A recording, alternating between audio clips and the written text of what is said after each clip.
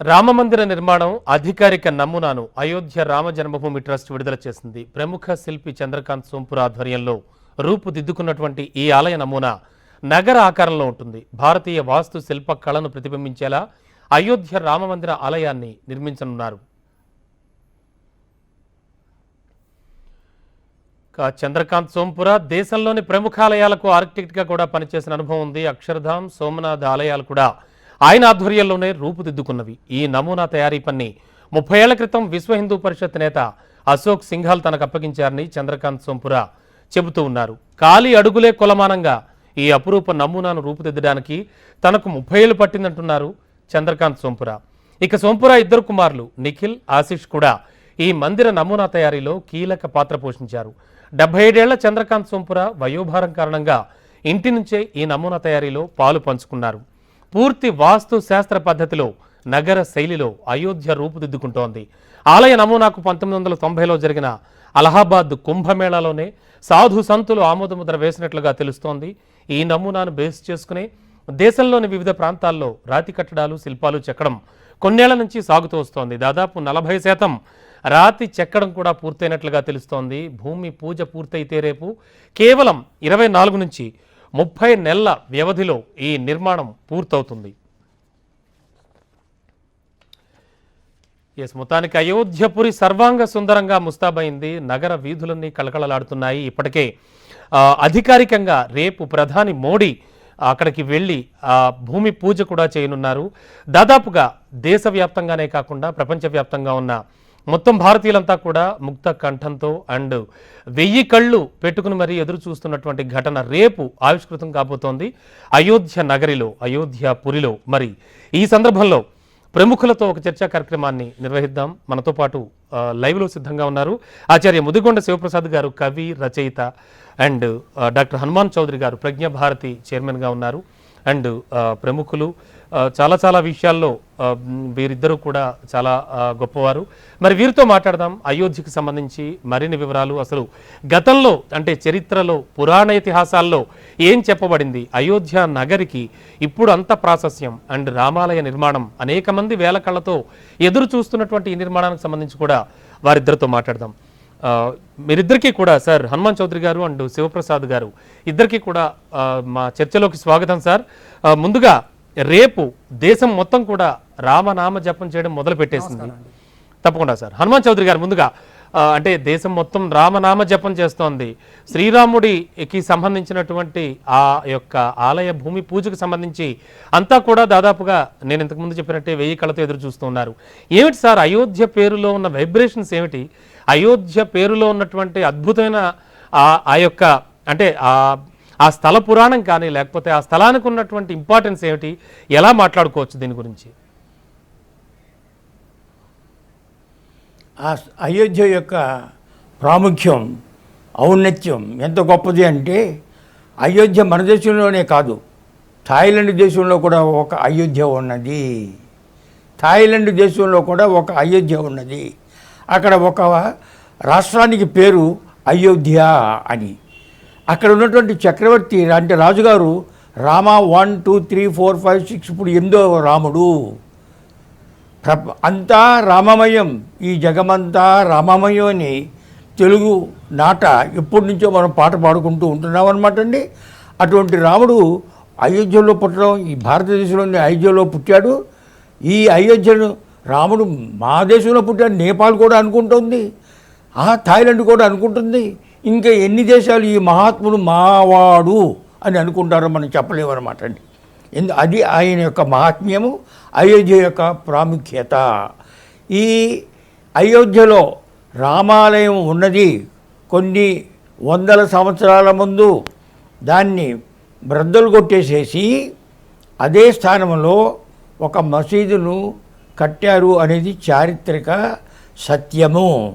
1526లో బాబర్ అనే ముష్కరుడు విదేశాన్ని నుంచి వచ్చి దేశాన్ని జయించి తన యొక్క సైన్యాధ్యక్షుడైనటువంటి మీర్ బకీని 1527లో అయోధ్యకు పంపి అక్కడున్నటువంటి దేవాలయాన్ని పడగొట్టమని చెప్పాడు.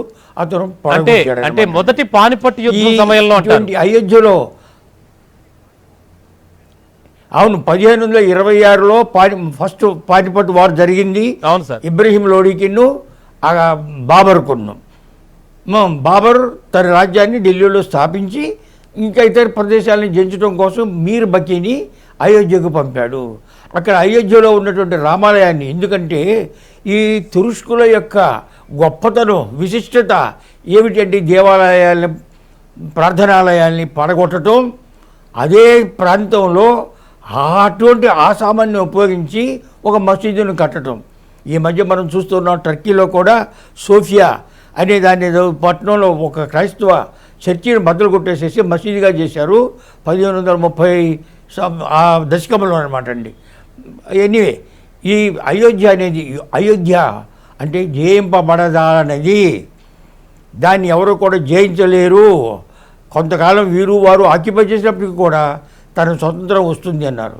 ఇప్పుడు అయోధ్యలో రామాలయాన్ని తిరిగి నిర్మించడానికి మనం ముందు ఒక విషయాన్ని గుర్తుంచుకోవాలి. సోమనాథ ఎక్కడ ద్వారకా దగ్గర గుజరాత్లో పశ్చిమ తీరాన ఉన్నది. ఆ సోమనాథ దేవాలయాన్ని మొహమ్మద్ గజనీ దగ్గర నుంచి, అంటే 11వ శతాబ్దం నుంచి 7 సార్లు తురకవాళ్ళు దాన్ని బద్దలు కొట్టారు. 7 సార్లు తిరిగి నిర్మించారు. చివరిగా 1947 నవంబర్లో ఆ జునగఢ్ నవాబు పారిపోయిన తర్వాత, జునగఢ్ భారతదేశంలో విలీనం అయిపోయిన తర్వాత సర్దార్ పటేల్ గారు అక్కడికి వెళ్ళి మున్షీ గారు ఇద్దరితో కలిసి ఆ సోమనాథ దేవాలయాన్ని, అవశేషాల్ని సందర్శించి ఈ భారతదేశం యొక్క గౌరవాన్ని నిలపడానికి, భారతదేశం యొక్క చరిత్ర ఔన్నత్యాన్ని చాటడానికి ఈ సోమనాథ దేవాలయాన్ని పునర్నిర్మించడానికి భారత ప్రభుత్వం నిశ్చయించింది అని ఆ గ్రేట్ సర్దార్ పటేల్ గారు చెప్పారు. అదేవిధంగా దానికి జరిగింది. ఆ సర్దార్ పటేల్ గారి యొక్క చొరవతో సోమనాథ్ ఏ విధంగా అయితే పునరుజ్జీవితం చేయబడిందో, చేసినప్పుడు రాష్ట్రపతిని సర్దార్ పటేల్ గారు 1950 డిసెంబర్లో చనిపోయారు. కానీ 51 ప్రాంతాల్లో దీనికి ప్రాణప్రతిష్ఠ పోయవలసి వచ్చింది. శివుడి ప్రతిమకి రాష్ట్రపతిని రాజేంద్ర ప్రసాద్ని మున్షీ గారు పిలిచారు. అయ్యా, నెహ్రూ గారి మీద ఇక్కడ రావద్దంటారు, మీరు నెహ్రూ గారి ఆజ్ఞను తిరస్కరించి రాగలిగినట్లయితే నేను వచ్చి ప్రాణప్రతిష్ఠ చేస్తానని చెప్పండి అని అడిగారనమాట అండి. అది అప్పుడు మన రాష్ట్రపతి గారు రాజేంద్ర ప్రసాద్ గారు నెహ్రూ గారి యొక్క తిరస్కారాన్ని కూడా మన్నించకుండా అక్కడికి వెళ్ళి సోమనాథ్ దేవాలయాన్ని ఈ భారతీయ ప్రతిష్టతకు ఈ చిహ్నము, భారతదేశం యొక్క స్వాతంత్రానికి, ఆ స్వాతంత్ర్యంతో పాటు సంస్కృతి యొక్క పునరుజ్జీవనానికి, మా ధర్మంలో ఉన్నటువంటి విశ్వాసాలకి మూలమైనటువంటి దేవాలయాలకి ఈ తిరిగి కట్టడం అనేది ప్రథమము అని సర్దార్ పటేల్ గారు, తర్వాత రాజేంద్ర ప్రసాద్ గారు కూడా చెప్పారనమాట అండి. కొంతమంది ప్రధానమంత్రి, ఈ సెక్యులర్ స్టేట్ యొక్క ప్రధానమంత్రి అయోధ్యకు వెళ్ళకూడదు అని అంటున్నారు. వాళ్ళకి బుద్ధి లేదు, చరిత్ర యొక్క స్పృహ లేదు. రాజేంద్ర ప్రసాద్ ప్రెసిడెంట్ గారు వెళ్ళారు సోమనాథ్ దేవాలయానికి. అదేవిధంగా ప్రధానమంత్రి గారు అయోధ్యకు వెళ్ళి ఆ భూమి పూజ చేసి ఆ శిలాన్యాసం చేస్తారు. ఇది అందరూ కూడా సంతోషించవలసింది. ప్రతి దేశం, మన ఏషియాలో, ఆఫ్రికాలో అన్ని దేశాలని పాశ్చాత్యులు, అరబ్బులు జయించారు. జయించిన తర్వాత అక్కడ ఉన్నటువంటి దేవాలయాల్ని వాటి అన్నిటి కూడా పడగొట్టడం మొదలుపెట్టారు. వాళ్ళే ఆ తిరిగి స్వాతంత్రం వచ్చిన తర్వాత ప్రతి దేశం కూడా తన పూర్వం ఉన్నటువంటి పేరుని, తన పట్టణాలకు విదేశీయులు వచ్చి పాలించి మార్పు చేసినటువంటి పేర్లను కూడా తిరస్కరించేసేసి తిరిగి తన చరిత్రని పునరావృతం చేసుకుంటున్నారు. తప్పకుండా ఏ మార్గంలో ఒక్కసారి ఎప్పుడో శివప్రసాద్ గారితో కూడా మాట్లాడదాం. 70 ఏళ్ళ తర్వాత చేస్తున్నారు. డెఫినెట్లీ సార్, ఒక్కసారి శివప్రసాద్ సార్తో మాట్లాడదాం. మాట్లాడండి సార్. శివప్రసాద్ సార్ గొప్పవారు. తప్పకుండా శివప్రసాద్ గారు. సార్, అంటే 500 ఏళ్ల సుదీర్ఘ పోరాటం తర్వాత అనంతరం మన రాముడు, అంటే మన నేల మీద నడయాడిన మన రామచంద్రమూర్తి, మన శ్రీరాముడికి సంబంధించినటువంటి భారతీయులందరూ చాలా గర్వంగా చెప్పుకునేటువంటి ఆ శ్రీరామ మందిర నిర్మాణం, దానికి సంబంధించి శంకుస్థాపన జరగబోతోంది. కేవలం ఒక 24 నుంచి 30 నెలల సమయంలో ఈ ఆలయ నిర్మాణం కూడా రూపుదిద్దుకుంటుంది. ఆలయం నిర్మాణం పూర్తవుతుందని చెప్తూ ఉన్నారు. అంతేకాకుండా ఖచ్చితంగా ఇంతకు ముందే, అంటే ఒక గంట క్రితం ఆ రామ జన్మభూమి ట్రస్ట్ వాళ్ళు ఆల్రెడీ 11 నమూనాలు విడుదల చేశారు సార్. ఇవన్నీ చూస్తుంటే ఏమనిపిస్తోంది, అంటే ఒక చరిత్రకారులుగా, ఒక కవిగా, రచయితగా మీ భావాలేంటి, ఏం చెప్తారు?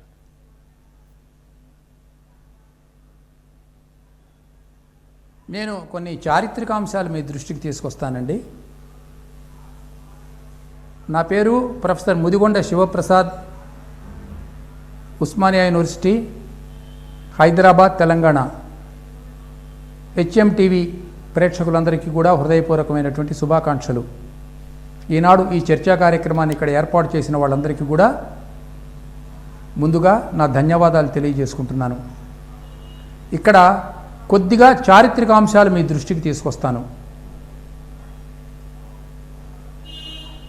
మొదటి అంశం ఏమిటంటే, మనకు రాముడి యొక్క చరిత్ర తెలిసేందుకు వాల్మీకి రామాయణమే ప్రమాణం. ఎందుకంటే వాల్మీకి రామాయణం తర్వాత కొన్ని వేల రామాయణాలు వచ్చినాయి. ఆనాటి తులసీదాస్ రామాయణం నుంచి, తమిళంలో కంబ రామాయణం నుంచి, మన తెలుగులో విశ్వనాథ్ సత్యనారాయణ గారి రామాయణం నుంచి ఇంకా చాలా ఉన్నాయి రామాయణాలు. కానీ అన్నిటికీ మూలం మాత్రం వాల్మీకి రామాయణమే. దాన్నే మనం ప్రమాణంగా తీసుకోవాలి. ఈ వాల్మీకి రామాయణాన్ని పట్టి మనకు రాముడు ఎప్పటివాడు అని కనుక చూచినట్లయితే కృతయుగం, త్రేతాయుగం, ద్వాపరయుగం, కలియుగం. ద్వాపరయుగం అంటే కృష్ణుడు, కలియుగం అంటే ఇప్పుడు మనకి 5000 years అంటే ధర్మరాజు తర్వాత. రాముడు త్రేతాయుగానికి చెందినవాడు అని నిర్ణయించవలసి వస్తుంది. అయితే ఈ రాముని యొక్క కాలాన్ని తెలుసుకోవడం కోసం పాశ్చాత్యులు కూడా కొన్ని ప్రయత్నాలు చేశారు. దానికి రామాయణంలో ఉన్నటువంటి కొన్ని అస్ట్రనామికల్ ప్లానెటరీ పొజిషన్స్ని బట్టి వాళ్ళ వ్యాఖ్యానాలు చేసుకున్నారు. దాని ఇష్టమైతే మనం నమ్మవచ్చు, లేకపోతే నమ్మకూడదు. ఏదో కార్బన్ టెస్ట్ అవి ఇవి ఏవో రకరకాలుగా వాళ్ళు కొన్ని పరిశోధనలు చేసి 5000 BC అని ఒక ఆయన చెప్పాడు. ఇది ఎంతవరకు ప్రమాణమో నాకు తెలియదు. వాళ్ళు చెప్పిన అంశం మాత్రం మీకు చెబుతూ ఉన్నాను. ఇది బహుశా ప్రమాణం కాకపోవచ్చు, ఇంకా చాలా ప్రాచీనమైన వాడు అయి ఉండవచ్చు రామాయణం. కానీ భారతం కన్నా చాలా ప్రాచీనమైనటువంటిది మన ఇతిహాసాలలో రామాయణం ఉన్నది సుస్పష్టమైన విషయం. ఇది అన్కాంట్రవర్షియల్. రామాయణం తర్వాతనే భారతం వచ్చింది, కానీ భారతం తర్వాత రామాయణం వచ్చింది అని ఎవరన్నా ఆధునికులు కనుక అంటే అది చారిత్రక ప్రామాణ్యం లేనటువంటి ఒక మాట. ఇక వర్తమానమైనటువంటి ఈ అయోధ్య గురించి కనుక ఆలోచిస్తే అక్కడ సూర్యవంశస్థులు పరిపాలించినటువంటి వాళ్ళ రాజధాని ప్రదేశం. అంటే హరిశ్చంద్రుడు కానివ్వండి, తర్వాత వచ్చిన వాళ్ళు కానివ్వండి, దిలీపుడు కానివ్వండి, ఇంకా అజుడు కానివ్వండి, రఘుమహారాజు, వీళ్ళందరూ కూడా రఘువంశ రాజులు అంటారు. వీళ్ళని ఇక్ష్వాకు వంశస్థులు అంటారు. వీళ్ళ సామ్రాజ్యం ఒక ఇండియాకు పరిమితం కాదండి, దయచేసి గుర్తుపెట్టుకోండి. వీళ్ళు ప్రపంచమంతా పరిపాలించారు. ఇక్ష్వాకు రాజులు చాలా సుదీర్ఘమైన ప్రాంతాలను కూడా పరిపాలించారు. ఇప్పుడు లావోస్ అనే ప్రాంతం ఉంది. ఆ లావోస్ అనేది లవుడి పేరు మీద వచ్చినటువంటి రాజ్యం.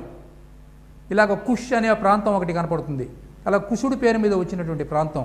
అంటే వీళ్ళు పెద్ద పెద్ద చక్రవర్తులు, ఒక ఆసియాకు మాత్రమే పరిమితం కాదు. ఇక ప్రస్తుత విషయానికి సంబంధించి ఈ రామాలయంలో ఇప్పుడు ఉన్నటువంటి రామాలయం ప్రాంతం ఏదైతే ఉందో దీన్ని చంద్రగుప్త విక్రమాదిత్యుడు నిర్మించాడు. అయితే ఇతను గుప్త విక్రమాదిత్యుడా లేకపోతే మరింకొకడా అన్న విషయంలో కొంచెం కాంట్రవర్సీ ఉన్నప్పటికీ కూడా విక్రమాదిత్యుడు నిర్మించాడు అని చాలామంది నమ్ముతూ ఉన్నారు. అతని డేటు 100 BC. ఇది కొంతమంది క్లారిఫై చేశారు, దయచేసి గుర్తుపెట్టుకోండి. 100 BC. అక్కడ 84 పిల్లర్స్ ఉన్నాయి ఆ రామాలయానికి. ఆ 84 పిల్లర్స్ మీద 100 BCలో విక్రమాదిత్య చక్రవర్తి రామాలయాన్ని నిర్మించాడు రాముడి పేరు మీద సరయూ నది సమీపంలో అన్నటువంటిది మనకు చారిత్రకమైన ఒక ఆధారం దొరికింది. దీన్ని ధ్వంసం చేయాలి అన్నటువంటి ప్రయత్నం దురాక్రమణదారులకు కలిగింది. ఆ ప్రయత్నం లోపలే సమర్ఖండ్ నుంచి వచ్చినటువంటి బాబరు అక్కడ జరిగినటువంటి పానీపట్ యుద్ధంలో అక్కడ రాణా సంగాను ఓడించాడు. నిజానికి ముందు రాణా సంగా గెలిచాడండి. ఏదో చిన్న చిన్న మిస్టేక్స్ జరగడం వల్ల తర్వాత రాణా సంగా ఓడిపోయి బాబరు అధికారంలోకి వచ్చాడు. సరే, అది ఇంకొక పెద్ద టాపిక్. అతను అధికారంలోకి వచ్చిన తర్వాత హిందూ ప్రైడ్ అంటే హిందూ జాతి వైభవం మీద దెబ్బ కొట్టాలంటే ఏం చేయాలి అంటే ముందు దేవాలయాలను ధ్వంసం చేయాలి, స్త్రీలను చెరచాలి, ఇక్కడ ఉన్నటువంటి సంపదలను దోచుకోపోవాలి, గోవులను చంపాలి. ఇలా కొన్ని మానబిందువులు ఉన్నాయి ఒక జాతికి, ఒక చరిత్రకు, ఒక నేషన్కు. వాటి మీద ఇతను బాబర్ దెబ్బ కొట్టాడు. అందులో ఒక అంతర్భాగంగా ఏం చేశాడంటే ఈ రామాలయం ఏదైతే ఉన్నదో దాన్ని నిర్మూలన చేశాడు. ఈ చేయటంలో ఇతనికి సహకరించినటువంటి వాళ్ళల్లో ఒకటి పేరు మీర్ బాకీ అని తెలుస్తోన్నది, ఇంకొకటి పేరు జలీల్ పాషా, ఇంకొకతని పేరు కలందర్, ఇంకొక వ్యక్తి పేరు షకీల్ ఫజల్ అబ్బాస్. ఈ పేర్లన్నీ కూడా మనకు చరిత్రలో లభిస్తూ ఉన్నాయి. ఈ రామాలయ విధ్వంసకాండలో బాబరుకు తోడ్పడినటువంటి వాళ్ళు అని. ఈ విధ్వంసం జరిగిన తర్వాత భారతీయులు దురాక్రమణకు లోబడిపోయారు. వాళ్ళు తమ స్వత్వాన్ని కోల్పోయారు, తమ అస్తిత్వాన్ని కోల్పోయారు. ఈ రకంగా తిరిగి రామాలయ పునర్నిర్మాణం కోసం ఈ 500 ఏళ్లుగాను ఫైట్ జరుగుతూనే ఉంది, ప్రాణత్యాగాలు చేస్తూనే ఉన్నారు.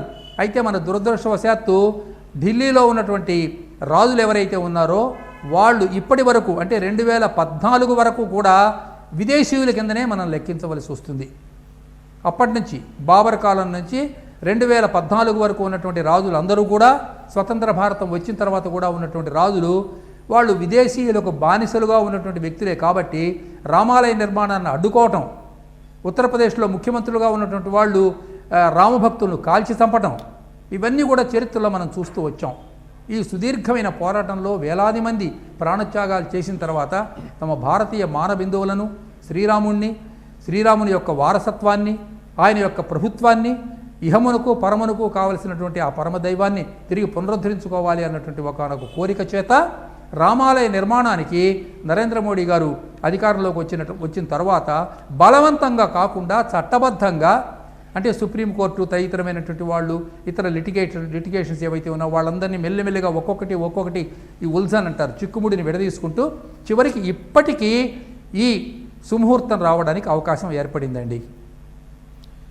ఓకే సార్, హనుమాన్ చౌదరి గారు, ఇప్పటికీ కూడా అయోధ్య నగరంలో, అయోధ్య సిటీలో చూస్తే కనుక 25 పైబడి మసీదులున్నాయి. అంటే ఒక రకంగా మత సామరస్యానికి పెట్టింది పేరైనటువంటి భారతదేశంలో, అందున ప్రత్యేకించి రాముడు నడయాడినటువంటి నేలలో మన వాళ్ళు అంటే ఎంత సామరస్యంతో ఉన్నారో చెప్పుకోవడానికి ఇది ఒక నిదర్శనంగా కూడా తీసుకోవచ్చు. అయితే ఈ ధ్వంసం అనంతరం కూడా ఆలయానికి సంబంధించి తదుపరి 500 ఏళ్ల పోరాటం తర్వాత ఇప్పుడు జరుగుతున్నటువంటి ఈ కార్యక్రమానికి సంబంధించి అనేక ప్రత్యేకతలు ఉన్నాయి. ఈ ప్రత్యేకతల్లో భాగంగా ఇప్పుడు 11 రకాల నమూనాలను కూడా రిలీజ్ చేశారు సార్. అవి కూడా మీరు చూసే ఉంటారు. అంటే ఆలయ నిర్మాణం వాస్తు పద్ధతిలో చాలా సాంప్రదాయ రీతిలో మొత్తం శిల్పకళ నైపుణ్యం అంతా ఉట్టిపడేలా చేస్తున్నారు. ఏమనిపిస్తోంది సార్, ఏం చెప్తారు దీనిపై ఆలయ నిర్మాణానికి సంబంధించి? ముందు మీరు ఒక మాట ఉపయోగించారు, మత సామరస్యం ఉన్నది, 25 మసీదులు ఉన్నాయి అని చెప్పారు. డాక్టర్ అంబేద్కర్ గారు ఈ విషయాన్ని గురించి చాలా పరిశోధన చేశారు. భారతదేశంలో మత సామరస్యం ఉన్నదా అని, లేదు అని చెప్పారు. ఎందుకంటే ఔరంగజేబు వరకు కూడాను ముస్లిం పాలన ఉన్నది కాబట్టి 1 వే అటాక్స్ మాత్రమే ఉండేవి. దాని తర్వాత శివాజీ వచ్చాడు, దాని తర్వాత ఇంగ్లీష్ వాళ్ళు వచ్చిన తర్వాత ఇద్దరు బానిసలు అయిన తర్వాత సమఉజ్జీలుగా ఉన్నారు. ఇట్ ఈజ్ ఆర్మ్డ్ ట్రూస్ అని చెప్పారు. అందుకని మత కలహాలు బ్రిటిష్ వాళ్ళ టైంలోనే కాకుండా అంతకుముందు కలహాలు ఉండేవి కాదు, ఒకరి మీద దాడి చేయటమే ఉండేది అనమాట అండి. సరే, మత సామరస్యం ఉన్నట్టయితే ఈ దేశం ఎందుకు విభజింపబడేది? మత సామరస్యం ఉన్నట్టయితే ఈ ప్రధానమంత్రి గారు శిలాన్యాసం చేయకూడదని ఒకరు ఎందుకు చెబుతున్నారు? అక్కడ 25 మసీదులు ఉంటే 40,000 రామాలయాలు ఉన్నాయి. 40,000 రామాలయాలు, అంతా రామమయం అన్నట్టుగా ఈ భారతదేశంలో రాముడు మా ప్రాంతానికి రాలేదు అని చెప్పేవాడు ఒక్కడు కూడా లేరు. ప్రతి ప్రాంతంలో ఒక రామాలయం ఉన్నది, రాముడు ఇక్కడికి వచ్చాడు అని చెప్పుకుంటూ ఉంటారు. ఎందుకంటే రాముడు ధర్మమూర్తి కాబట్టి ఆ ధర్మం యొక్క ప్రచారం భారతదేశం అంతటా కూడా జరిగింది. ఒక ఉదాహరణకి తూర్పుగోదావరి జిల్లాలో సఖినేటిపల్లి అనే గ్రామం ఉన్నది. ఆ సఖినేటిపల్లి ఆ గ్రామం ఆ పేరు ఎందుకు వచ్చిందంటే సీతారాములు లక్ష్మణులు భారతదేశం అంతా తిరుగుతూ ఉన్నప్పుడు, అరణ్య వాసం చేస్తూ ఉన్నప్పుడు ఒక రోజున ఆ ఊరు వచ్చారంట. అప్పుడు సాయంకాలం అయిపోయిందంట. అప్పుడు శ్రీరామచంద్రుడు సఖి అంటే సీత, నేటి పల్లె అంటే మనం ఇవాళ విశ్రమించేది ఈ గ్రామం అని చెప్పారు. ఇది నిజమాబద్ధమా కాదు, చరిత్రను ప్రూవ్ చేస్తామంటే రుజువు చేయలేము. కానీ ప్రతి భారతీయుడు కూడా ప్రతి ప్రాంతంలో కూడా రాముడిని తలుచుకొని రాముడిని గౌరవించి రాముడు ధర్మమూర్తి అని చెప్పేసి అనుకుంటూ ఉంటారు. అంతటి మర్యాద పురుషుడు శ్రీరామచంద్రుడు. ఈ శ్రీరామచంద్రుడికి అక్కడ అయోధ్యలో కట్టడానికి 400 సంవత్సరాల నుంచి కూడా మనం ఓడిపోయాం కాబట్టి మన దేవాలయం బద్దలు కొట్టే మసీదు కట్టుకున్నప్పటికీ కూడా అక్కడ అఖాడాలో అంటే ఈ కుస్తీలు బట్టేవాళ్ళు అనమాట అండి, హనుమాన్ అఖాడి అని ఇటువంటివి ఉన్నవి. వాళ్ళంతా ఎప్పుడో దీన్ని ఆక్రమించుకోవాలని ప్రయత్నాలు చేసి విఫలమయ్యారు. 1949లో మాత్రం అక్కడ ఉన్నటువంటి కలెక్టర్ ఒక నాయర్ గారు, మలయాళీ ఆయన అనమాట అండి, ఆయన రాముని యొక్క విగ్రహాన్ని ఒక అర్ధరాత్రి కాడ ఆ మసీదు లోపల పెట్టేశారనమాట అండి. అది పెద్ద కల్లోలం జరగబోతూ ఉన్నట్టయితే అప్పుడు ముఖ్యమంత్రి గోవింద వల్లభ్ పంత్ ఉత్తరప్రదేశ్కి, ప్రధానమంత్రి నెహ్రూ గారు అనమాట అండి. నెహ్రూ గారు ఆ బొమ్మను తీసేయమని చెప్పారు. నా ఉద్యోగం పోతుంది, ఇక మత కలహాలు వస్తాయి, ఎవడు తరం కాదు, ఈ రామలల్లాని ఇక్కడి నుంచి తీయటానికి నా వల్ల కాదు అని కరాఖండిగా గోవింద వల్లభ్ పంత్ గారు చెప్పారు. అందుకని అక్కడ తాళం వేసేసి ఇది మసీదు కాదు, దేవాలయం కాదు అని అట్లా ఉంచారనమాట అండి. దాని అనతి కాలంలోనే ఈ ఒక ముస్లిం సోదరుడు కోర్టులోకి వెళ్ళాడనమాట, ఇది మాకు ఇవ్వాలి అని చెప్పేసి. ఆ కోర్టులో 70 సంవత్సరాల తర్వాత గత సంవత్సరం అంతంలో సుప్రీంకోర్టు దేన్ని ఆధారంగా చేసుకున్నది, 2010లో అలహాబాద్ హైకోర్టు వాళ్ళు మన ఇండియన్ ఆర్కియలాజికల్ డిపార్ట్మెంట్ని డీప్ పెనట్రేషన్ రేడార్ అంటే రేడార్ యొక్క తరంగాలను భూమిలోకి పంపించండి, అవి ప్రతిబింబించి అంటే రిఫ్లెక్ట్ అయ్యి ఎక్కడ ఏమి ఉన్నదో చెబుతుంది. దాని ఆ పరిశోధన ద్వారా అక్కడ దేవాలయ అవశేషాలు ఉన్నాయని, మూర్తులు ఉన్నాయని ఇవన్నీ కూడా తెలిపి ఇక్కడ ఒక దేవాలయం ఉండేది అని ఖచ్చితంగా చెబితే దాన్ని ఆధారం చేసుకుని అలహాబాద్ హైకోర్టు ఇది రామజన్మభూమి అని చెప్పింది. కానీ ఒప్పుకోకుండా వాళ్ళందరినీ కూడా కొంతమంది కక్షిదారుల్ని ఎగగొట్టి సుప్రీంకోర్టుకు తీసుకొచ్చి 10 ఏళ్ళ నుంచి కూడా ఇది లాగించారనమాట అండి. సో సుఖాంతమైంది. చివరికి వారు కూడా కక్షిదారులు కూడా ఒప్పుకున్నారు. సో రామాలయానికి తిరిగి నిర్మించడం జరిగింది, జరుగుతోంది. అవును, ఇది చాలా స్వభావమైనటువంటి ఖచ్చితంగా సార్, ఖచ్చితంగా ఇది ఒక్కటే కాదనమాట అండి. 30,000 దేవాలయాలు పడగొట్టబడ్డాయి ఈ దేశంలో. ఎన్నో రాష్ట్రాల్లో. తెలుగునాట రాజమహేంద్రలో పెద్ద మసీదు అది వరకు రఘునాథ్ దేవాలయం, అక్కడ గోడల మీద కూడా రాష్ట్ర సంస్కృతంలో అనమాట అండి. ఇటువంటి ఎన్నో ఉన్నాయి. కానీ మనం అడిగేది ఏంటంటే పాండవులు కనుక ఐయూళ్యమని అడిగారే, నేను ఏమని చెప్పాడే దుర్యోధనుడు వాడికి నాశనం అయిందే. అదేవిధంగా కొన్ని దేవాలయాలు ఎవరంటే మన రాముడు, శివుడు, కృష్ణుడు, ఈ దేవాలయాలు మాకు చాలా ఇంపార్టెంట్. సరస్వతి, ఈ దేవాలయాల్లో మసీదులు ఉన్నాయి, అవి మాకు ఇవ్వమని అడుగుతున్నారనమాట అండి. వీటన్నిటికీ కూడా భారతీయుల్లో సంచలనాన్ని తీసుకొచ్చిన వారు ఎల్కే అద్వానీ గారు. వారి యొక్క రథయాత్ర ద్వారా భారతదేశం అంతటా కూడాను రాముడు అనేవాడు ఉన్నారు, రామాలయం అనేది ఉండేది, బదులు కొట్టేశారు. ఇంతకుముందు రాజీవ్ గాంధీ గారు ప్రధానమంత్రిగా ఉన్నప్పుడు రామాయణాన్ని 78 ఎపిసోడ్స్గా చేస్తే ఒక్క భారతదేశంలోనే కాదు, ఇండోనేషియాలో, థాయిలాండ్లో, బర్మాలో, మలేషియాలో వాహనాలు ఆగిపోయాయి. ఎవరికి వారు ఇళ్లలో కూర్చుని ఈ రామాయణాన్ని చూశారు. దాని తర్వాత ఆయన కాలంలోనే మహాభారతాన్ని డిడి ప్రసారం చేసింది.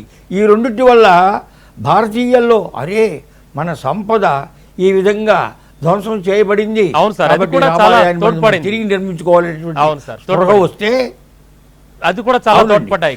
దాన్ని సాకారం చేయడం కోసం అద్వానీ గారు రథయాత్ర జరిపారనమాట అండి.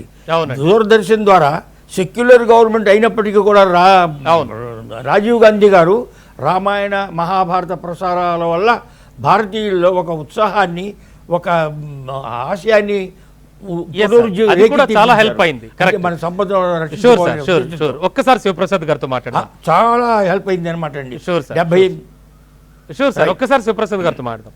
సార్ శివప్రసాద్ గారు, మీరు అన్నారు ఇంతకు ముందు 2014 ముందు వరకు కూడా ఉన్నటువంటి పాలకులు ఎవరైతే ఉన్నారో వాళ్ళంతా కూడా విదేశీ ప్రభావంతో ఉన్న వాళ్లే, వాళ్ళందరినీ కూడా అలాగే లెక్క కట్టచ్చు అని.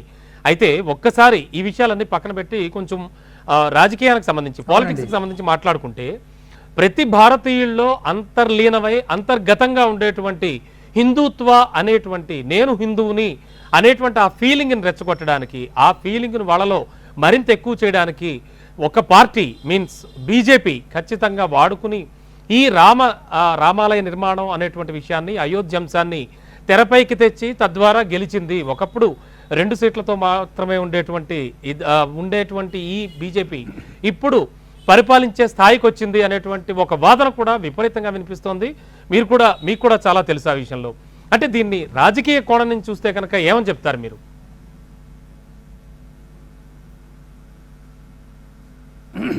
చూడండి, ఇప్పుడు మనం కొన్ని విషయాల్ని స్పష్టంగా చెప్పుకోవాలి. అసలు స్వాతంత్ర పోరాటం ఎందుకు జరిగిందండి? 1947 ఆగస్టు 15 మనకి ఇండిపెండెన్స్ వచ్చింది కదా. ఆ స్వాతంత్ర పోరాటంలో ఎవరెవరు పాల్గొన్నారు? నేతాజీ సుభాష్ చంద్రబోస్ పాల్గొన్నారు, గాంధీ గారు పాల్గొన్నారు. గాంధీ గారు ఏమన్నారు? రామరాజ్యం తేవడం కోసం నేను స్వాతంత్ర పోరాటం చేస్తున్నాను అన్నారు, స్పష్టంగా అన్నాడు ఆ మాట. అలాగే ఆజాద్ హింద్ ఫౌజ్, హిందూ అనే మాట వాడాడు నేతాజీ సుభాష్ చంద్రబోస్. అలాగే బాలగంగాధర్ తిలక్ కానివ్వండి, మదనమోహన మాలవీయ కానివ్వండి, బెనారస్ హిందూ యూనివర్సిటీ మాలవీయ గారు స్థాపించారు. కాబట్టి వాళ్ళందరి హృదయాల్లో ఉన్నటువంటిది ఏమిటంటే స్వాతంత్రం వస్తే ఇక్కడ ఉన్నటువంటి, అప్పుడు ఆ రోజు పాపులేషను 40 కోట్లు, ఇప్పుడు మనకి 130 కోట్ల మంది ఉన్నారు. ఇక్కడ హిందువులందరూ కూడా సుఖంగా జీవించాలి, విదేశీ దండయాత్రల నుంచి వీళ్ళు రక్షించుకోబడాలి అన్నటువంటిది వాళ్ళ యొక్క ప్రధానమైనటువంటి ఉద్దేశం. వీళ్ళలో సమైక్యత లేకపోవడం వల్లనే ఈ దేశం మీద ఆంగ్లేయులు దాడి చేశారు. ఫ్రెంచ్ వాళ్ళు, డచ్ వాళ్ళు, పోర్చుగీస్ వాళ్ళు, మొఘలాయిలు. తెలంగాణలో దాదాపు 1948 వరకు కూడా అసఫ్జాహీ కింగ్స్, వీళ్ళందరూ ఎందుకు దాడి చేశారు ఒక్కసారి ఆలోచించండి. అప్పుడు బీజేపీ ఉందా చెప్పండి? ఆ రోజుల్లో లేదు కదా. అవును సార్. 1950లో శ్యాంప్రసాద్ ముఖర్జీ గారు బీజేపీ స్థాపించారు. చెప్పండి సార్, అడగండి, ప్రశ్న అడగండి. లేదు చెప్పండి సార్, చెప్పండి. 1950లో మొట్టమొదట అప్పుడు జనసంఘ అనే పార్టీ ప్రారంభమైంది. కాబట్టి అంతకుముందు మరి 500 ఏళ్ల నుంచి కూడా రామాలయం కోసం ఎందుకు పోరాటం జరుగుతోంది అంటే, రాముడు అన్నటువంటి వాడు కేవలం ఒక భారతీయులకు మాత్రమే కాదు, అతను మొత్తం ప్రపంచానికి ఒక దైవం. ఇండోనేషియాలో ముస్లింలు ఉన్నారు. ఆ ముస్లింలు వాళ్ళ కూతుళ్లకు జానకి, వైదేహి, సీత, హనుమాన్ ఇలాంటి పేర్లు ఎందుకు పెట్టుకుంటున్నారండి ఒకసారి అడగండి. ఇండోనేషియన్ ముస్లిమ్స్ వాళ్ళ పిల్లలకు సీత అనే పేరు పెట్టుకున్నారా, పెట్టుకోలేదా ఒకసారి అడగండి. కాబట్టి అలాగే ఈజిప్టులో రామ్సెస్, సేతు అని ఒక కింగ్ ఉండేవాడు, సేత్ అంటారు. అలాగే రామ్సెస్, వీళ్ళందరి పేర్లు కూడా మనకు ఈజిప్షియన్ హిస్టరీలో తమిళనాడులో కూడా మనం చెప్పొచ్చింది ఏమిటంటే, ఈ రాముడు అన్నటువంటి వ్యక్తి కేవలం ఒక భారతీయులకు మాత్రమే కాదు, మొత్తం ప్రపంచానికి కూడా ఒక ఆదర్శప్రాయమైనటువంటి ఒక ఆదర్శ మానవుడు ఎలా ఉండాలి. కోనస్మిన్ సాంప్రదములోకే గుణవాన్ కశ్చ వీర్యవాన్ ధర్మజ్ఞచ్చ కృతజ్ఞచ్చ చారిత్రేణ కోయుక్త. చారిత్ర అంటే ఇక్కడ క్యారెక్టర్. సర్వభూతేషు కోహిత. ఇలాగ ఒక పెద్ద నారదుడు చెప్తాడండి మొట్టమొదట. ఇలా ఒక ఉత్తమమైన మానవుడు భూమి మీద ఎలా ఉండాలి అంటే మనం రాముడి పేరు చెప్తాం. ఒక గ్రేటెస్ట్ హ్యూమన్ ఎలా ఉండాలి అంటే మనం రాముడి పేరు చెప్తాం. రాముడి యొక్క మోక్ష పురుషార్థం అది సరే, ఆ విషయాన్ని వేరే ఆలోచిద్దాం. కాబట్టి బీజేపీ వాళ్ళు ఒకవేళ రాముని పేరు మీద ఉద్యమం నడిపితే అందులో తప్పే ఉంది చెప్పండి. మరి మిగతా వాళ్ళు ఎందుకు నడపలేదు? కాంగ్రెస్ వాళ్ళు ఎందుకు నడపలేదు? కమ్యూనిస్టులు మరి రాముడి పేరు రామభజన ఎందుకు చేయలేదు? అడగండి వాళ్ళని పిలిచి అడగండి. రామాయ రామభద్రాయ అని వాళ్ళు కమ్యూనిస్ట్ పార్టీ ఆఫీసుల్లో రామభజన ఎందుకు చేయలేదు అడగండి ఒకసారి. కాబట్టి బీజేపీ వాళ్ళు రామభజన చేశారు అంటే అది ఏ రకంగా తప్పవుతుందండి? ఇండియాలో రామభజన చేయడం తప్ప, మరి మక్కాలో రాముడి గుడి కట్టమని వీళ్ళు అడుగుతున్నారా? అడగట్లేదు కదా. జెరూసలేములో రాముడి గుడి కట్టమని అడుగుతున్నారా? అయోధ్యలో రాముడి గుడి కట్టుకుంటాం మేమంటే నో వద్దు, ఇది మత విద్వేషాన్ని రెచ్చగొడుతుంది, శక్తులు దానికి వ్యతిరేకం, హిందూ మతోన్మాదం. అయోధ్యలో రాముడి గుడి కట్టుకుంటామంటే మతోన్మాదంట. రాముడి గుడి అక్కడ బాబరు దాన్ని ధ్వంసం చేస్తే అది సెక్యులరిజం అంట. Babar the great, Akbar the great, Aurangzeb మొత్తం నాశనం చేశాడండి. కాశీలో ఇప్పుడు వెళ్ళి చూడండి, కాశీలో అక్కడ ఉన్నటువంటి ఒరిజినల్ శివాలయం లేదు అక్కడ, అది ధ్వంసం చేయబడ్డది. మరి గజనీ మహమ్మద్ సోమనాథ్ దేవాలయం ధ్వంసం చేస్తే 800 ఏళ్ళు అలాగే పడి ఉంటే అక్కడ నుంచి గుజరాత్ నుంచి వచ్చినటువంటి సర్దార్ వల్లభాయ్ పటేల్ 1948లో మొట్టమొదటి సోమనాథ్ దేవాలయ నిర్మాణానికి ఆయన పూనుకున్నాడు. దాన్ని అడ్డుకుందామని ప్రయత్నం చేసిన వాళ్ళు కాంగ్రెస్ వాళ్ళే. మీరు కాదంటారా? మరి ఆనాడు జవహర్లాల్ నెహ్రూ గారు ఎందుకు ఇతనికి సహకారం ఇవ్వలేదండి వల్లభాయ్ పటేల్ గారికి? అంతేకాదు అడుగడుగునా కూడా వాళ్ళు రామాలయ నిర్మాణానికి నిన్న దిగ్విజయ్ సింగ్ ఒక స్టేట్మెంట్ ఇస్తున్నాడు, ఈ ముహూర్తం బాగాలేదు అని. ఆ స్టేట్మెంట్ ఇవ్వడానికి దిగ్విజయ్ సింగ్ ఉన్న అధికారం ఏమిటో ఒకసారి చెప్పండి. ఈజీ అయిన ఆస్ట్రాలజర్, ఈయనకేమన్నా ఆస్ట్రానామికల్ విషయాలు తెలిసినా? ముహూర్తం పెట్టినటువంటి విజయేంద్ర శర్మకు ఏ ఊరండి మన కర్ణాటకలో బెల్గాంలో ఉన్న అతను థ్రెటనింగ్ కాల్స్ వస్తున్నాయి, నువ్వెందుకు ఈ ముహూర్తం పెట్టావని. ఒక్కసారి ఆలోచించండి. భారతీయులు రాముడి గుడి కట్టుకోవడానికి మనకి బాబర్ పర్మిషన్ను, అక్బర్ పర్మిషన్ను, ఔరంగజేబ్ పర్మిషన్ను, లేకపోతే ఇమ్రాన్ ఖాన్ పర్మిషన్ కావాలా? ఒకసారి ఆలోచించండి. Okay sir, okay sir, okay sir, ఒక్క నిమిషం సార్. హనుమాన్ చౌదరి గారు, అంటే ఇప్పుడు మనం చూస్తే కనుక ఇన్నాళ్ళ నుంచి దాదాపుగా 500 ఏళ్ల క్రితం నుంచి అఫ్కోర్స్ చాలా చాలా పెండింగ్లో ఉండిపోయి ఇంతవరకు అడ్డుకున్నది ఎవరు అనుకోవచ్చు అంటారు? ఈ ఆలయ నిర్మాణానికి కానీ, అక్కడ ఖచ్చితంగా ఆలయం నిర్మించి తీరాలన్నటువంటి ప్రతిపాదనకు సంబంధించి కానీ, అంటే ఎందుకు ఇంత జాప్యం జరిగింది? అట్ ద సేమ్ టైం అదే పద్ధతిలో ప్యారలల్గా ఆలోచిస్తే కనుక ఎన్ని పిటిషన్లు అయితే దాఖలయ్యాయో ఇంతకుముందు అలహాబాద్ హైకోర్టుకు సంబంధించి అవి చాలా చాలా మనం చెప్పుకున్నాం, మాట్లాడుకున్నాం. వీటన్నింటికి సంబంధించి ఆ కక్షిదారులు వాళ్ళంతా కూడా వాళ్ళ పోరాట పటిమ, వాళ్ళ ఓర్పు, వాళ్ళ సహనం, దాని గురించి కూడా మాట్లాడుకోవాలి మనం. అంటే ఎందుకు ఇంత లేట్ అయింది, దీని వెనక ఎవరున్నారనుకోవాలి. అలాగే ఇప్పుడు వీళ్ళ సహనం ఓర్పు గురించి ఏం చెప్తారు హనుమాన్ చౌదరి గారు? ఇది అద్భుతమైనటువంటి ప్రశ్న. మూల కారణాలు మనం తెలుసుకోవాలన్నమాట అండి. అవును సార్. మీరు ఇందాక మాట్లాడినప్పుడు రమణబాబు గారు ఏమన్నారంటే రాజకీయ కోణం నుంచి కూడా మనం ఆలోచించాలన్నారు. మహాత్మా గాంధీ గారు స్వాతంత్ర ఉద్యమంలో ఆయన మాట్లాడినప్పుడల్లా రామరాజ్యం అనేవాడు. ఆయన రామరాజ్యం అంటే ధర్మం ఉన్నటువంటి రాజ్యం అని ఆయన ఉద్దేశం అనమాట అండి. ఆయన చచ్చిపోతూ కూడా హే రామ్ అని అనుకున్నాడు అనమాట. అంటే రాముడు ధర్మము సమానము, దానికి ప్రత్యామ్నాయ పదం ధర్మానికి రాముడు అని ఆయన తేల్చాడు. దాని తర్వాత రాజకీయం చేసింది ఇటీవల, అంటే స్వాతంత్రం వచ్చిన తర్వాత రాజకీయం చేసింది ఎవరో? బీజేపీ కాదు, జనసంఘం కాదు, భారతీయ జనతా పార్టీ కాదు, ఆర్ఎస్ఎస్ కూడా కాదు. రాజీవ్ గాంధీ గారు ఈ తాళా వేసినటువంటి రాములల్లా ఎక్కడ బొమ్మ పెట్టారో ఆ మసీదుకి తాళం వేయించారు. 49 నెహ్రూ గారు తాళం వేయించారు. ఆ తాళాన్ని ఓపెన్ చేయించాడు రాజీవ్ గాంధీ గారు. ఎందుకు? అంతకుముందు ఎంబి షాబానో కేసులో ముస్లింలకి ఆయన వాళ్ళకి తల ఒగ్గి వాళ్ళకి అనుకూలంగా ఏదో చేశాడనమాట అండి. దానివల్ల నష్టపోతాననే ఉద్దేశంతో హిందువులను కూడా సంతుష్టపరచడానికి కోసం తాళాన్ని ఓపెన్ చేయించాడనమాట అండి. అది ఓపెన్ చేయించిన తర్వాతే రాజకీయమైంది. అంతవరకు కూడా భారతీయ జనతా పార్టీ దీని గురించి ఎప్పుడు కూడా మాట్లాడలేదు. ఎప్పుడైతే రాజీవ్ గాంధీ గారు దీన్ని రాజకీయ పార్టీ ఆయన 1989 ఎలక్షన్ క్యాంపెయిన్ మొదలుపెట్టినప్పుడు అయోధ్య వెళ్ళి అక్కడ అనౌన్స్ చేశారు, నేను రామరాజ్యాన్ని స్థాపించానని. ఎవరో రాజకీయం చేసింది ఎవరు? దీన్ని కాంగ్రెస్ యొక్క ప్రధానమంత్రి రాజీవ్ గాంధీ గారు చేశారు. శబాష్ అన్నారు భారతీయ జనతా పార్టీ. రాజకీయం చేస్తారా?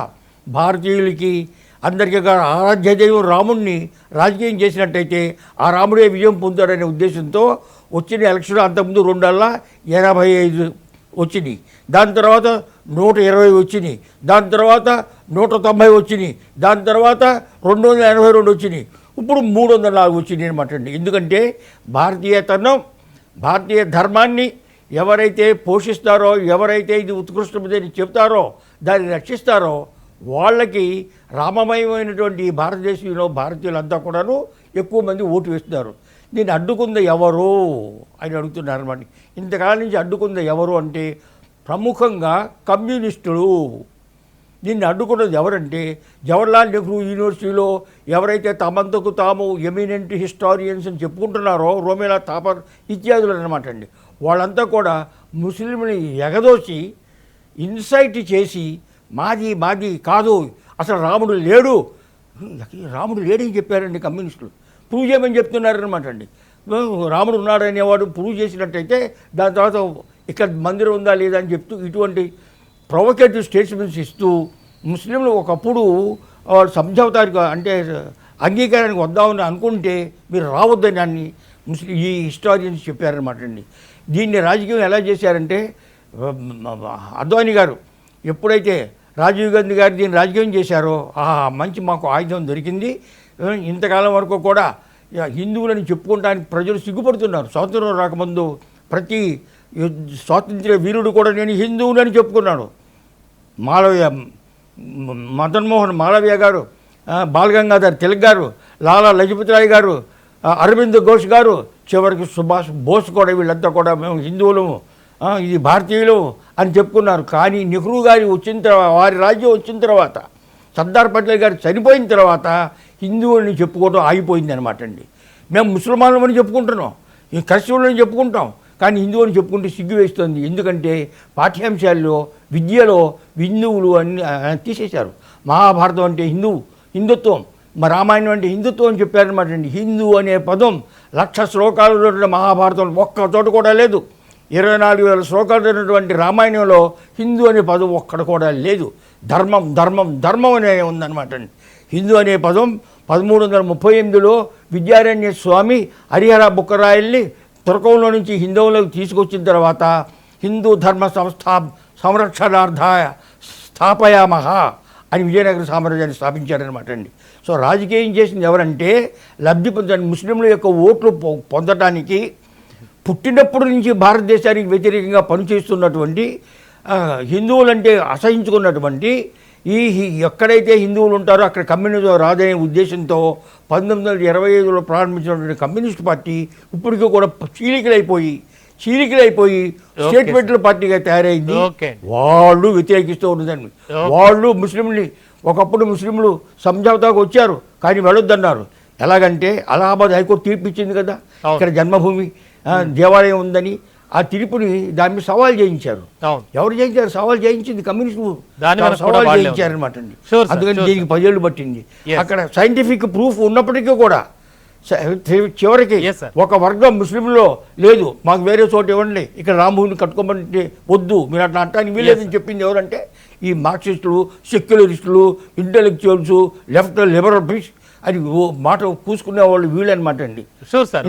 దాన్ని సాగించింది. చివరికి సత్యమేవ జయతే, భారతదేశం యొక్క కాన్స్టిట్యూషన్ ఏమని రాస్తుంది, సుప్రీంకోర్టులో సత్యమేవ జయతే అని రాస్తుంది అనమాట. చివరికి గాంధారి యతో ధర్మ తతో విజయ అని చెప్పింది అనమాట అండి, దుర్యోధనుడు ఆశీర్వదించమంటే. ఎందుకని ధర్మం యొక్క విజయం. హనుమాన్ చౌదరి గారు, అయోధ్య రామ జన్మభూమి తిరిగి రామాలయం కోసం ఇవ్వబడడం అనేది ధర్మం యొక్క విజయము. భారతీయుల యొక్క సాంస్కృతిక ఔన్నత్యానికి, వారి విశ్వాసాలకి ఇది చాలా దోహదం చేస్తుంది. సార్, ప్రముఖులు వారితో మాట్లాడుతూ ఉన్నాం. అనేక పాత విషయాలు, అంటే ఆ రామాలయ నిర్మాణానికి ముందు అసలు అక్కడ ఏముండేది, ఏం జరిగింది, ఇవన్నీ కూడా చారిత్రక ఆధారాలు సహా అన్ని విషయాలు వారితో చర్చిస్తూ ఉన్నాం ఇరువురితో. సార్, శివప్రసాద్ గారు, ముఖ్యంగా ఏ విషయమైనా ఎప్పుడైనా సరే అనుకుంటే రామ అనే శబ్దం మాత్రం మనకి, అంటే భారతదేశంలో చాలా చాలా కామన్ వర్డ్, చాలా అంటే ఎక్కువగా ఉపయోగించేటువంటి పదం రామ. అయ్యో రామ, రామరామ లాంటివి నుంచి మొదలు పెడితే ప్రతి విషయంలో కూడా, అలాగే రామాలయం లేని గ్రామం అంటూ ఉండదేమో అని నేను అనుకుంటూ ఉంటాను సార్. నాకు తెలిసి ప్రతి ఊళ్ళో 1 కంటే ఎక్కువ రామాలయాలు ఉన్న ప్రదేశాలు కూడా ఉన్నాయి నాకు తెలిసి. అయితే అసలు ఈ రామరాజ్యం, రాముడి పరిపాలన ఏమిటంత ప్రత్యేకత? ఖచ్చితంగా ప్రజలందరూ ఖచ్చితంగా తెలుసుకోవాల్సినటువంటి అవసరం అయితే చాలా ఉంది.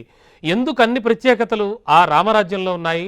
ఖచ్చితంగా మహాత్మా గాంధీ సైతం రామరాజ్యాన్ని ఆకాంక్షించారని చెప్పేసి మీరు చెప్పారు, అండ్ హనుమాన్ చౌదరి గారు కూడా అంటున్నారు. ఏమిటి సార్ ఆ ప్రత్యేకత? ఖచ్చితంగా తెలుసుకోవాలి మనం. ఇప్పుడు రామరాజ్యం అనే మాటలో మనం గమనించవలసినటువంటి అంశం ఏమిటంటే, అది పీపుల్స్ గవర్నమెంట్ అనే అర్థంలో చెప్పుకోవాలండి. ఆరాధనాయ లోకస్య, ఇది రాముడు చెప్పినటువంటి మాట. నాకు అయోధ్య ముఖ్యం కాదు, జానకి సతి కూడా ముఖ్యం కాదు, నాకు ప్రజలు ముఖ్యం. ఇది ఆరాధనాయ లోకస్య అనే మాట యొక్క అర్థం. ఈ కాన్సెప్ట్ ఎప్పుడైతే పాలకుడికి ఉంటుందో అప్పుడు సుభిక్షంగా దేశం ఉంటుంది. ఇప్పుడు మీకు ఒక విషయం చెప్తాను చూడండి. భారతదేశం చాలా విశాలమైనటువంటి దేశం. ఇంతకుముందు భారతదేశం అంటే కాశ్మీర్ అందులో అంతర్భాగంగా ఉండేది. నేపాల్, బర్మా, ఇప్పుడున్నటువంటి పాకిస్తాన్, మరి ఇంకా అవతల ఉన్నటువంటి బెలూచిస్తాన్, ఆఫ్ఘనిస్తాన్, దాని గాంధారం అని పిలుస్తూ ఉండేవారు ఆ రోజుల్లో. ఇటు గనక వచ్చినట్లయితే చైనా సరిహద్దు భాగాలు, కిందకు వస్తే మరి శ్రీలంక, ఇంకా అవతల మయన్మార్, ఇదంతా కలిపితే భారతదేశం అండి. విన్నారా? మరి ఇంత పెద్ద భారతదేశం సరే ఇప్పుడు కొన్ని ప్రాంతాలు వెళ్ళిపోయినాయి. ఇప్పటికీ కూడా ఈ దేశం ఒకటే అనడానికి ఏమిటి ఆధారం? ఇక్కడ ఎన్నో భాషలు ఉన్నాయి, ఎన్నో సంస్కృతులు ఉన్నాయి, ఎన్నో వేష భాషలు ఉన్నాయి. మీరు తమిళనాడుకి వెళ్తే వాళ్ళు కట్టుకునేటువంటి పద్ధతి వేరుగా ఉంటుంది. మరి పంజాబ్ వెళ్తే అక్కడ వాళ్ళ వేష భాషలు వేరుగా ఉంటాయి. అయినా ఈ దేశమంతా ఒకటే అని మీరు ఎట్లా నిరూపిస్తారు అంటే రాముడు అన్నటువంటి ఒక పదం వల్ల మీరు నిరూపించగలుగుతున్నారు. ఈ దేశానికి ఒక 1950లో అనుకుంటాను, నాకు డేట్ సరిగ్గా గుర్తులేదు, అని అదంత పెద్ద ప్రమాదకరమైన విషయం కాదు. 50 కాకపోతే 52లో అని ఉంటాడు. ఎవరంటే రామ్ మనోహర్ లోహియా గారు ఒక మాట అన్నారు. ఈ భారతదేశం మొత్తం కలిసి ఉంచడానికి 3 శక్తులు తోడ్పడుతూ ఉన్నాయి. This is one nation, this is one country, one culture, one people అని చెప్పడానికి 3 శక్తులు మనకు ప్రధానంగా ఉపయోగపడుతున్నాయి. ఒకటి ముందు రాముడు, 2 కృష్ణుడు, 3 శివుడు. ఈ మూడింటి వల్లనే ఈ మొత్తం దేశం ఒకటే అన్న భావన మనకు కలుగుతున్నది అని రామ్ మనోహర్ లోహియా గారు 1952లో అన్నట్లు నాకు గుర్తు. ఈ మాట నేను మీకు ఎందుకు చెప్తున్నానంటే, మీరు కాశ్మీరంలో ఉన్నా సరే, లేకపోతే సేతు అంటే రామేశ్వరంలో ఉన్నా సరే, మీకు రామభక్తులు కనపడతారు. మొత్తం రామాలయం రామాలయం అంటే అయోధ్యలో ఉన్నటువంటిది మాత్రమే రామాలయం కాదు. ఇప్పుడు మన తెలంగాణలో చూడండి, భద్రాచలంలో ఉన్నటువంటి రామాలయం, లేకపోతే ఆంధ్రప్రదేశ్లోకి వెళ్ళి చూడండి, ఒంటిమిట్టలో రామాలయం ఉంది. మరి తిరుపతి వెళ్ళి చూడండి, కోదండరామస్వామి దేవాలయం ఉన్నది. అలాగా మీరు ఎక్కడికి వెళ్ళినా సరే రాముడి యొక్క ఒక గుడి, లక్ష్మణుడు, సీత, మనం హనుమంతుడు తెలుగువాడు అండో, ఈ సంగతి మీకు చెప్తాను, సందర్భం వచ్చింది కాబట్టి. తప్పకుండా. హనుమంతుడు దాక్షిణాత్యుడు అంటే సౌత్ ఇండియాకి చెందినటువంటి వాడు, తెలుగువాడు. మన షడారణ్యాలలో అంటే ఆర్కాట్ ఈ ప్రాంతాల్లో ఉన్నాడు, లేకపోతే ఏదో సరే అది వేరే ఇంకో పెద్ద చర్చ అనుకోండి హిస్టారికల్గా. కాబట్టి ఒక ఉన్నతమైనటువంటి జీవిత ఆదర్శాలను మానవాళికి అందించడం కోసం, మానవాళి అంటే ఇక్కడ భారతీయులనే నిర్వచనం చేసుకోకండి. మానవాళి అంటే హైదరాబాద్లో ఉన్న మానవుడే, అమెరికాలో ఉన్న మానవుడే. మొత్తం మానవుడు ఒక మానవుడిలా భూమి మీద జీవించాలి అంటే ఎలా ఆదర్శం ఉండాలి అంటే, ప్రపంచం మొత్తానికి సూర్యుడు ఎవడు? ఒక్కడే కదా. 2 సూర్యులు ఉన్నారా ఇక్కడ? అంటే వేరే ప్లానెట్లో వేరే ఇంకొక సూర్య మండలం ఉండవచ్చు. మన సూర్యమండలానికి సంబంధించి ఒకే సూర్యుడు ఉన్నాడు, ఒకే రాముడు ఉన్నాడు. ఆ రాముడన్నా సూర్యుడన్నా ఒకటే. మీకు ఈ విషయం కూడా చెబుతూ ఉన్నాను. సూర్యుడన్నా, సూర్యవంశ సంజాతుడు అన్నా, రాముడు అన్నా, ఎర్త్ ఒకటే మనకు మొత్తం ఉన్న ఎర్త్ అంటే సీత అని అర్థం అండి. అంటే భూమికి మరి సూర్యుడికి ఉన్నటువంటి ఏ సంవాదం అయితే ఉన్నదో, ఏ సంయోగం అయితే ఉన్నదో, దీన్ని సింబాలిక్గా, ఆలిగారికల్గా, ఒకనొక ప్రతీకాత్మకంగా వాల్మీకి రామాయణంలో నిరూపించడం అన్నటువంటిది జరిగింది. ఈ విధంగా జాతీయ సమైక్యత, నేషనల్ ఇంటిగ్రేషన్ అన్నటువంటిది మనకు ఉండాలి అంటే, ఈ దేశం ఒకే దేశంగా ఉండాలి, విచ్ఛిన్నం కాకూడదు అని కనుక అనుకున్నట్లయితే, రామభక్తి అన్నటువంటిది ఇట్ ఈస్ ఇన్ఎవిటబుల్. అంటే దీనికి ప్రత్యామ్నాయం ఇంకొకటి లేదు. ఈ కారణం చేత రామునికి, రామాలయానికి, ముఖ్యంగా అయోధ్యలో రామాలయానికి ఇంత ప్రాధాన్యం వచ్చిందండి. Okay sir. హనుమాన్ చౌదరి గారు, ముఖ్యంగా భారతదేశానికి సంబంధించి అంటే మన ఇండియాలో రాముడి మీద భక్తి ఉండొచ్చు, శ్రీరామచంద్రమూర్తిని దైవంగా కొలవచ్చు, పురాణ ఇతిహాసాలు చెప్తున్నాయి, రామాయణం కూడా చెప్తోంది, అండ్ రాముడిని ఒక దైవంగా కొలుస్తాం. సరే, మరి విదేశాల్లో ఎందుకంత ప్రాచుర్యం పొందాడు శ్రీరామచంద్రమూర్తి? శ్రీరాముణ్ణి అండ్ రామాయణాన్ని అనేక భాషల్లో తర్జుమా చేసుకుంటూ వారి కంట్రీస్లో ఎందుకని అంత ప్రాచుర్యంలోకి తీసుకొచ్చారు? అంటే శ్రీరాముడికి సంబంధించినంత వరకు కూడా అంత ప్రత్యేకత ఉంది. అంటే విదేశాల్లో సైతం, అంటే సాధారణంగా మనం గణపతికి సంబంధించి కూడా చాలా చోట్ల విదేశాల్లో కూడా గణపతిని పూజిస్తారని మనం చాలా వీడియోల్లో కానీ చాలా మంది చెప్తుండగా కానీ వింటూ ఉంటాం. కానీ శ్రీరామచంద్రమూర్తి అండ్ రామాయణం కూడా విదేశాల్లో పాపులర్ అయ్యాయి. అంటే మీరు చేసిన పరిశోధనలు కానీ, మీరు చదివిన పుస్తకాల నుంచి కానీ మీరు గ్రహించిన విషయాలు ఏంటి సార్? ఎన్నో పుస్తకాలు ఉన్నాయండి. ఒక వామపక్షీయ చరిత్రకారుడు ఢిల్లీ యూనివర్సిటీలో భారతదేశంలో 400కు పైగా రామాయణాలు ఉన్నాయి, ఇందులో ఏది కరెక్టు ఏది కరెక్ట్ కాదు, ఇదంతా అబద్ధం, ఇది కట్టు కదా అని అన్నాడు అనమాట అండి. దానికి ప్రశ్న, దాని జవాబుగా మరొక పుస్తకం కూడా వచ్చిందనమాట అండి. అంటే రాముడు ఈజ్ ఈక్వల్ టు ధర్మం. ఏ దేశం అన్నా, ప్రపంచంలో ఏ దేశం అయినా ధర్మాన్ని కాంక్షించని దేశం ఉంటుందా? ఉండదు. అందుకని అక్కడ ఉన్నటువంటి విజ్ఞులు, తాత్వికులు అందరికీ కూడా ధర్మం అనేది సుపీరియర్ కాబట్టి, ఆ ధర్మాన్ని మూర్తి వహించిన వాడు రాముడు కాబట్టి, రాముడు ఏ దోషము లేని వ్యక్తి కాబట్టి రాముని గురించి అలా చేశారనమాట అండి. మరి భారతదేశంలో 400 రామాయణాలు ఈ వివిధ భాషల్లో ఎందుకు ఉన్నాయి అంటే, ప్రతి ప్రాంతము కూడా, ప్రతి భాష కూడా రాముణ్ణి ఓనర్షిప్, మావాడు అనుకున్నారు అనమాట అండి. ఉదాహరణకి కృష్ణుని గుజరాత్లో ఏమంటారు? రణచోడ్. రాజస్థాన్లో కూడా, అంటే యుద్ధంలో పారిపోయిన వాడు అని అంటారనమాట అండి. ఒకచోట ఆయన తెల్లగా ఉంటే ఒకచోట ఆయన నల్లగా ఉంటారు. ఎందుకు? భారతదేశంలో తెల్లవాళ్ళు ఉన్నారు, నల్లవాళ్ళు ఉన్నారు, గోధుమ రంగు వాళ్ళు ఉన్నారనమాట అండి. అందరికీ చెందినవాడు, అందరికీ రామయ్య, అందరివాడు రామయ్య అని ఒక పాట కూడా ఎందుకున్నారనమాట అండి. అదే మన విశ్వనాథ సత్యనారాయణ గారు మొల్ల రామాయణం ఎందుకు రాసింది? 7 కాండాలను 5 గంటలు ఎందుకు చేసింది? పండితులకు మాత్రమే పరిమితమైనటువంటి రామాయణ గాథ పామరులు కూడా రావాలి కాబట్టి వారి భాషలో వాళ్ళకి అర్థమయ్యేటట్టు మొల్ల రామాయణం రాసింది. అదే విశ్వనాథ సత్యనారాయణ గారు చాలా అద్భుతమైన సంస్కృత భూషితమైనటువంటి తెలుగులో మహాకల్పవృక్షాన్ని ఎందుకు రాశారు? మరల ఇదేల రామాయణమన్నతో తినుచున్న అన్నమే తినుచున్న దిన్నాళ్ళు ఈ ప్రపంచం. తన రుచి బ్రతుకులు తనవి కాన, చేసిన సంసారమే చేయుచున్నది, తన అనుభూతి తనది కాన, తలచిన రామునే తలచెదను నా భక్తి రచనలు నావి కాన. అంటే ఏంటంటే, ప్రతి ప్రాంతము, ప్రతి వ్యక్తి రాముణ్ణి తన మర్యాద పురుషుడిగా, ధర్మమూర్తిగా ఆయన ఎలా ఊహించుకుంటున్నారో అలా చిత్రించుకున్నారు. నల్లవాడిగా, తెల్లవాడిగా, రాముడిగా, రామయ్యగా. అదే తులసీదాసుని ఎందుకేమన్నా రాస్తున్నావు రామాయణం అంటే, స్వంత సుఖాయ అన్నాడు అనమాట అండి. ఆయన దాని సుఖం కోసం నేను రాసుకుంటున్నాను, ఇతరులు వినకపోయినా అన్నారు. ఈ 400 రామాయణాలు, 100 రామాయణాలు అన్ని భాషల్లో ఎందుకు వచ్చినాయి అంటే, ధర్మం అనేది సత్యము, ఆ సత్యానికి మూర్తి అయినటువంటి రాముడు కాబట్టి ఏ భాషలో అయినా సరే, ఏ జాతి అయినా సరే ఫిలసాఫికల్గా ఆయన్ని గొప్పవాడని అంగీకరించాడు. తర్వాత మరి లెజెండ్స్ ఎందుకు వచ్చినాయి అంటారేమో. హవర్డ్ ఫాస్ట్ అని ఒక గొప్ప రచయిత, అమెరికన్, ఆయన కమ్యూనిస్ట్ అనమాట అండి. ఆయన ఫ్రీడమ్ రోడ్ అని ఒక పుస్తకం రాశాడు. అందులో రాసిన దాంట్లో ఏం రాస్తాడంటే, facts have become stories, stories have become legends, legends have become myths.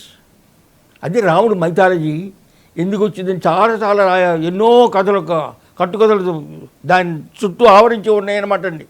సకాలే Neha Mehta యోగో నష్టప అన్నాడు కృష్ణుడు. నేను ఎప్పుడో చెప్పాను, ఇది కాల పరిమాణంలో మర్చిపోయారన్నారు. అదేవిధంగా రామాయణం ఎప్పుడో జరిగింది కాబట్టి ఆ వాస్తవాలన్నీ కూడా కథలుగా వచ్చి, కథలన్నీ కూడా మైథాలజీగా వచ్చినాయి అనమాట అండి. అందుకని అందులో ఒక కోర్ సత్యం ఉన్నది. ఆ సత్యం ఏంటి?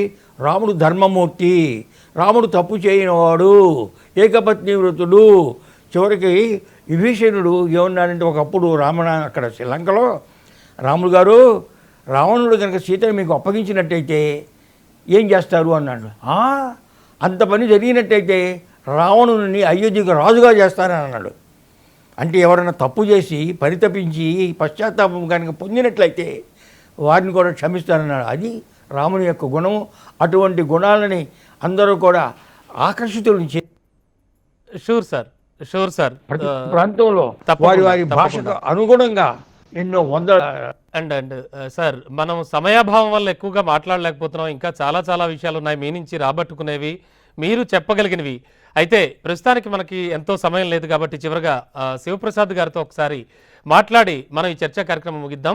శివప్రసాద్ గారు, ఇప్పుడు ప్రజెంట్ ఉన్న కండిషన్లో అయోధ్యకి సంబంధించి రేపు ఈ భూమి పూజ జరుగుతున్నటువంటి తరుణంలో తదుపరి అంటే ఈ నిర్మాణం పూర్తయిన తరువాత చాలా ప్రతిపాదనలు ముందుకు వచ్చేలా ఉన్నాయి.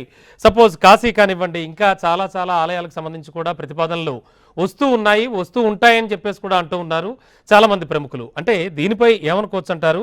అంటే సోమనాథ ఆలయం కానీ తదుపరి ఆ తర్వాత కొత్తగా నిర్మితమైనటువంటి ఆలయాలకు సంబంధించి కానీ ఇప్పుడు అయోధ్య తర్వాత ఇంకా ప్రతిపాదనలు వచ్చే ఛాన్స్ ఉన్నాయంటున్నారు. సార్, మనకి సమయం కూడా ఎంతో లేదు, కొంచెం క్లుప్తంగా దీనికి సమాధానం చెప్పండి.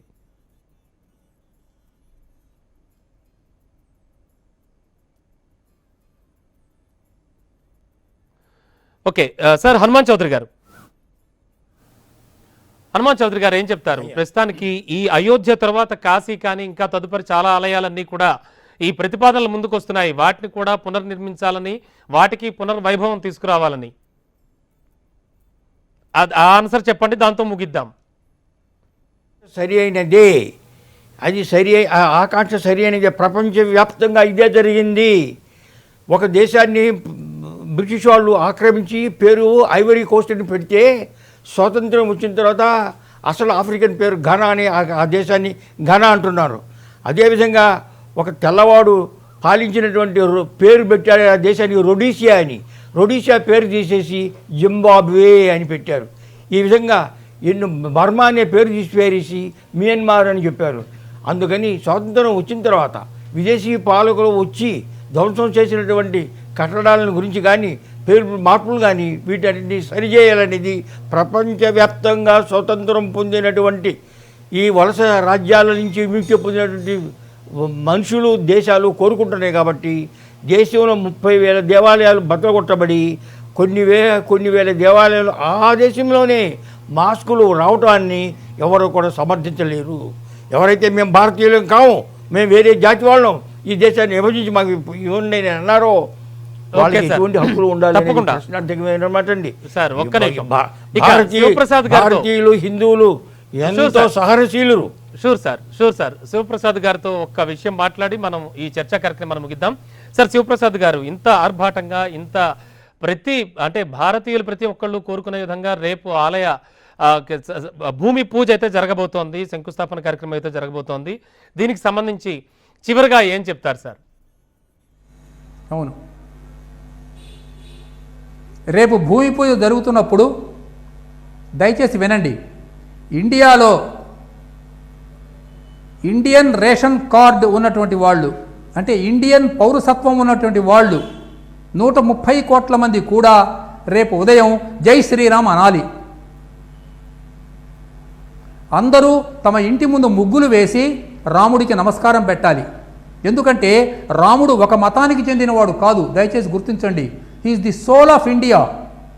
అతను మొత్తం భారతదేశం యొక్క ఆత్మస్వరూపం. అంటే ప్రతి దేశానికి ఒక ఆత్మ ఉంటుందండి.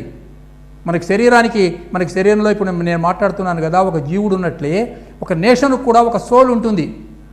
ఆ రకంగా ఆలోచించి కనుక చూసినట్లయితే శ్రీరాముడు భారతదేశం యొక్క ఆత్మస్వరూపం. Is the soul of India. కాబట్టి 130 కోట్ల మంది జై శ్రీరామ్ అనవలసిందే. ప్రత్యామ్నాయం లేదు. There is no alternative. రేపు కనుక ఆ పని కనుక చేసినట్లయితే మొత్తం భారతీయులు అందరూ కూడా ధన్యులవుతారు. షూర్ సార్ చాలా చక్కటి సలహా ఇచ్చారు, చాలా చక్కటి నినాదం ఇచ్చారు.